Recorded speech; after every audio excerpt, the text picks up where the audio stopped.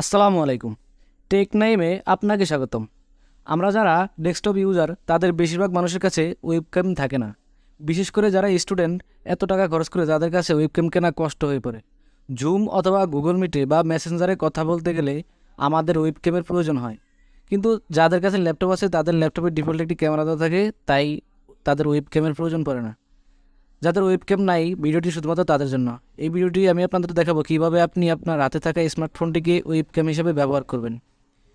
এই চ্যানেলে আপনি যদি নতুন হয়ে থাকেন তাহলে অবশ্যই আমাদের চ্যানেলটিকে সাবস্ক্রাইব করে বেল বাটনটি বাজিয়ে দিন, যাতে পরবর্তী যে কোনো ভিডিও আপনি মিস না করেন।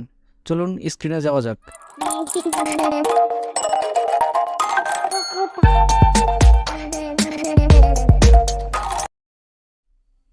চলে আসলাম আমরা আমাদের মূল ভিডিওতে।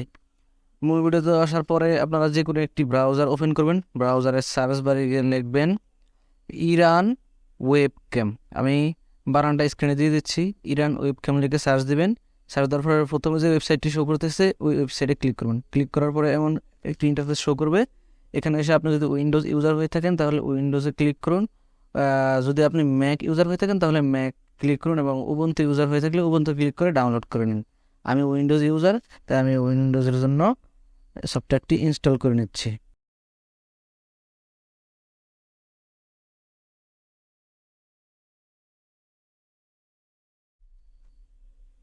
সফটওয়্যারটি ডাউনলোড করার পর আপনারা ইনস্টল করে নেবেন। আশা করি কীভাবে একটি সফটওয়্যার ইনস্টল করতে হয় তা আপনারা জানেন, তাই আমি আর দেখাচ্ছি না।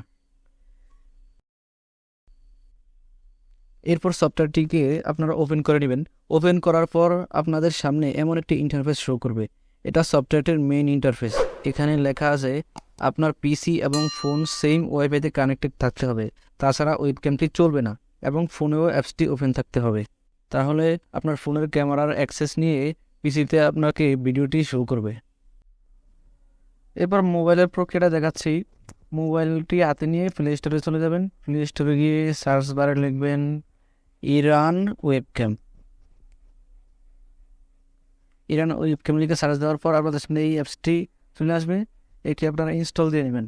আমার আগে থেকে ইনস্টল করা আছে, তাই আর আমি ইনস্টল দেখাচ্ছি না, ডিরেক্ট ওপেন করে নিলাম।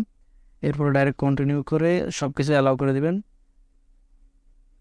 এইটাও অ্যালাউ করে দেবেন। অ্যালাউ করে দেওয়ার পর কিছুক্ষণ পরে দেখবেন আপনার ফোনের যে ভিডিও, ওই ভিডিও আপনার ডেস্কটপে দেখাচ্ছে।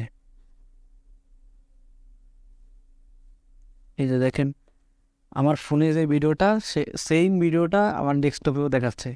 তো এইভাবে আপনি চাইলে যে কোনো ভিডিও কলে কথা বলতে পারবেন।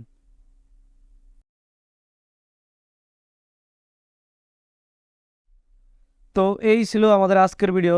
যদি ভিডিওটি ভালো লেগে থাকে তাহলে ভিডিওতে একটি লাইক করুন এবং আপনার মূল্যবান মতামতটি করতে ভুলবেন না। পরবর্তীতে এরকম ভিডিও আরও পেতে চাইলে অবশ্যই চ্যানেলটিকে সাবস্ক্রাইব করে আমাদের পাশেই থাকুন। ধন্যবাদ। ভালো থাকুন, সুস্থ থাকুন।